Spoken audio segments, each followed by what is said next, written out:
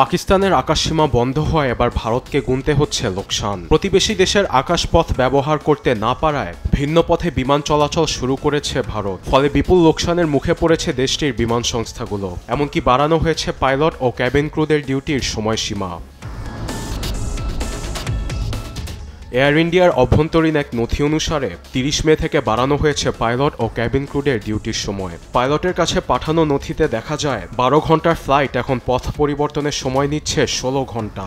এতে তাদের ডিউটির সময় বেড়ে দাঁড়িয়েছে 24 ঘন্টায়। সেই সঙ্গে তাদের বিশ্রামের সময়কাল বাড়ানো হয়েছে 24 ঘন্টা। এদিকে এয়ার ইন্ডিয়া দীর্ঘ ভ্রমণ ও অতিরিক্ত জ্বালানি খরচের কারণে পড়েছে দুশ্চিন্তায়। পাকিস্তানের নিষেধাজ্ঞা 1 বছর স্থায়ী হলে বিমান সংস্থাটিকে লোকসান গুনতে হবে $600 মিলিয়ন। এমন পরিস্থিতিতে মোদী সরকারের কাছে ক্ষতিপূরণ চেয়েছে এয়ার ইন্ডিয়া। ভারতের বেসামরিক বিমান পরিবহন মন্ত্রণালয়ের নিয়ন্ত্রিত সংস্থা directorate general of civil aviation ও এয়ার ইন্ডিয়া এ প্রসঙ্গে তাৎক্ষণিকভাবে কোনো মন্তব্য করেনি। তবে পাইলট ও ক্যাবিন ক্রুদের ওপর চাপ কমানো নিয়ে বিমান প্রতিষ্ঠানগুলোর সঙ্গে নিয়মিত আলোচনা করছে বলে জানা গেছে। নিউজ ডেস্ক, দেশ টিভি।